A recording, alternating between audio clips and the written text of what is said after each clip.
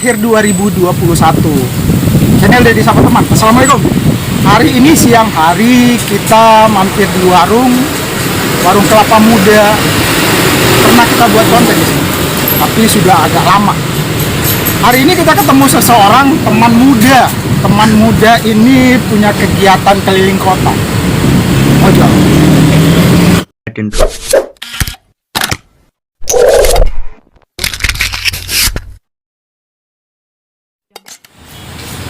Hari yang cerah hari ini kita ketemu seseorang teman baru. Dikenalin dulu, Mas. Baik, perkenalkan, nama saya Muhammad Rifki. Saya salah satu mahasiswa UIN Datuk Karama Palu yang berada di Jalan Ponegoro. Muhammad Rifki. Siap. Muhammad Rifki nama yang baik. Mudah-mudahan dia orang baik. Kita gali. Panggilnya Rifki atau Mat Muhammad? Rifki saja. Rifki. Saya panggilnya Abang Rifki ya. Siap. Abang Rifki statusnya mahasiswa. Siap. Tapi mampir di warung. Sedang apa ini? Siap, saya sekarang ini lagi rencana menikmati air kelapa. Iya. Ya, karena sekarang saya mau pergi vaksin. Oh gitu. Ini pengakuan jujur ya. Pengakuan jujur karena ya, karena saya sekarang ini kan apa-apa itu mau ke mall, mau ke mana saja kita harus menggunakan vaksin. Ya. Nah, saya tahunya kalau vaksin sudah berlangsung hampir 1 tahun. Muhammad Rifki kan statusnya mahasiswa. Ya. Ini diwajibkan atau atas dasar sukarela saja divaksin? Sebenarnya kalau dari saya kan orang tua tidak kasih. Ya, saya ikut orang tua. Dan juga karena kondisi saat ini kita menggunakan itu berarti saya sebagai mahasiswa saya ikut aturan pemerintah lah. Apa pemerintah lakukan saya ikut. Makanya saya sekarang ingin bersedia untuk divaksin. Kalau boleh tahu nih, ini dosis pertama, dosis kedua, atau dosis lengkap? Alhamdulillah ini yang pertama, dosis pertama. Kalau saran untuk minum air kelapa muda dari mana? Itu saran dari saya punya pacar. Iya, coba. Dia kan vaksin kemarin. Dia bilang minum air kelapa muda supaya tidak terlalu kayak lemas begitu toh. Karena dia kemarin tidak minum air kelapa muda, baru dia juga tidak sarapan. Iya. Teman-teman, kita dapat informasi dan ilmu baru. Sebelum ke tempat vaksinasi, mampirlah di warung atau minumlah air kelapa muda sebelum divaksin. Ilmu dari Muhammad Rifki. Perhatikan tadi penampilan abang ini, ada sesuatu di kupingnya, apa itu kan? Oh, ini handset Bluetooth. Ya, buat apa fungsinya? Saya kan sebagai mahasiswa, terutama pasti perekonomian itu sangat dibutuhkan. Iya. Maka dari situ saya pekerjaan sehari-hari saya juga selain jadi mahasiswa saya itu menjadi driver ojol. Oh, jadi abang ini teman-teman statusnya mahasiswa, profesinya sebagai ojol. Jadi dia berdiri di dua kaki yang berbeda. Betul begitu? Siap, betul. Siap. Kita lanjutkan obrolan seru kita di warung kelapa muda Mas Arif. Nah, Bang Rifki, Siap. sudah seberapa lama menggeluti profesi ojol? Profesi ojol itu kurang lebih saya mulai dari 2020 kemarin, tapi itu saya mendaftar di akhir tahun. Berarti ini sudah hampir setahun. Siap. Tapi saya kemarin itu karena saya pakai motor saya punya kakak, Ya. tapi saya mentok juga. Ada istirahat lah. Tapi Belum sekarang, sepenuh hati waktu itu. siap. Sekarang sudah ada motor pribadi. Ya. Gitu. Jadi dilanjutkan lagi tuh Profesi sebagai driver ojol. Anak muda harusnya begini, dicontoh Abang Rifki. Jadi selain mahasiswa dia juga ngojol. Nah ini status ngojol diketahui sama orang tua sama keluarga besar. siap ditahu. Nah, terus hasil dari ojol buat apa? Boleh tahu? Alhamdulillah kemarin saya kasihkan orang tua saya, mama saya, Hmm. karena dia biasa kan kalau setiap mau akhir bulan, pertengahan bulan dia bertanya, Hmm. ada uang, saya bilang ada bu, karena saya sudah bilang, mak, alhamdulillah saya sudah ada motor sendiri, saya akan teruskan sebagai ojol, adapun nanti saya dapat berapa dari sebulan itu, saya bagi dengan mama. Anak muda yang berbakti, harusnya setiap anak muda seperti itu. Jadi bisa dibilang Abang Rifki sudah mandiri dalam keuangan di kuliah atau kebutuhan sehari-hari. Alhamdulillah sebelum begitu.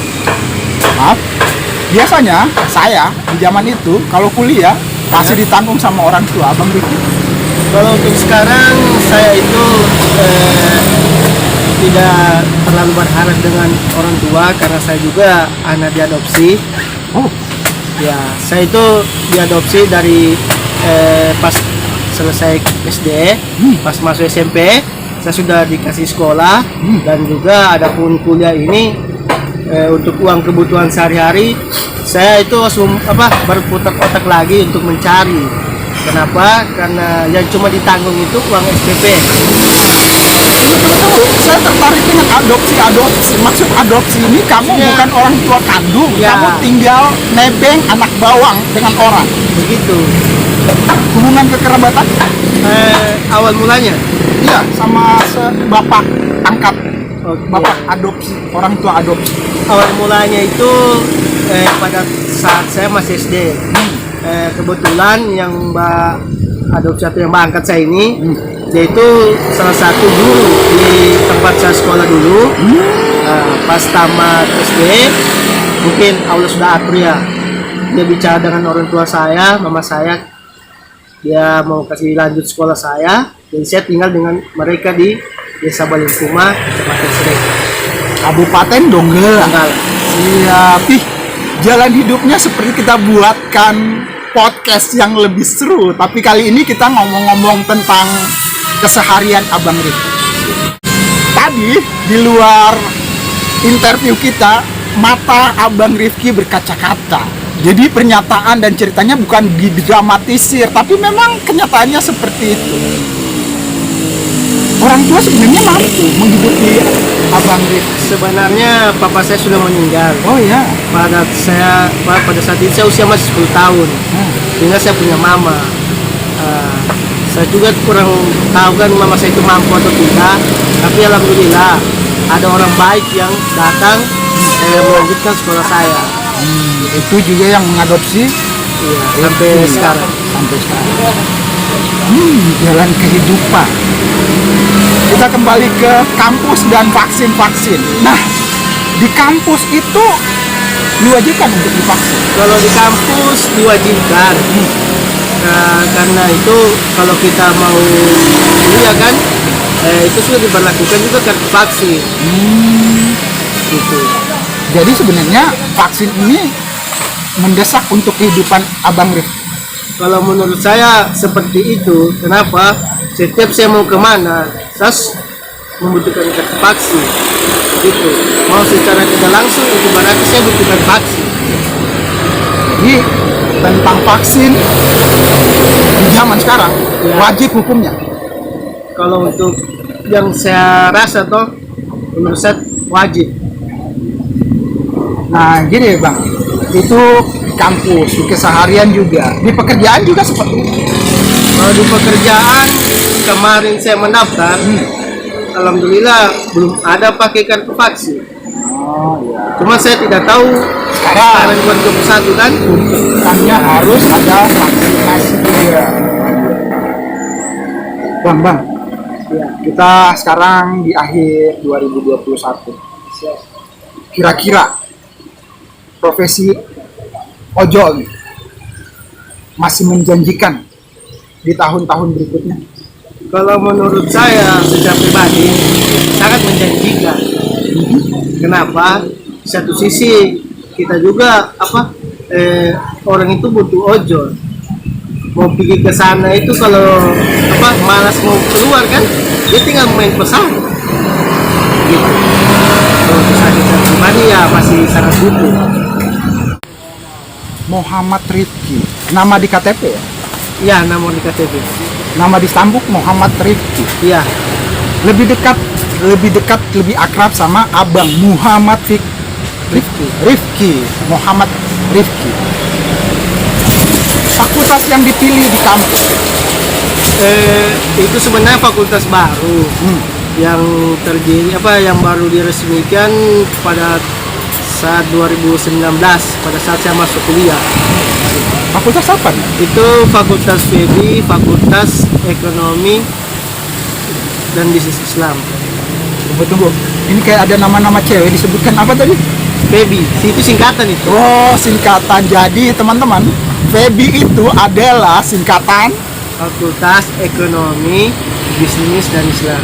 Oh iya, cakep. Fakultasnya yang dipilih cewek yang cakep juga. Nah, Bang Rifki, pemilihan fakultas atas dasar apa? Sebenarnya itu kan melalui jurusan dulu. Ya? Kita itu disuruh pilih 3 jurusan. Nah, kalau kita sudah lolos di jurusan antara 3 itu, salah satunya lolos, baru kita sudah ditetapkan di fakultas itu. Jadi sebenarnya bukan dari anjuran atau bujukan atau campur tangan orang lain ya? Alhamdulillah tidak. Pilihannya sendiri. Iya, pilihan sendiri. Dan di situ Abang Rifki nyaman-nyaman saja. Alhamdulillah sampai sekarang saya nyaman. Sudah tahun keberapa sekarang? Sekarang ini memasuki tahun ketiga. Berarti tidak lama lagi kakak? Iya, tidak lama lagi.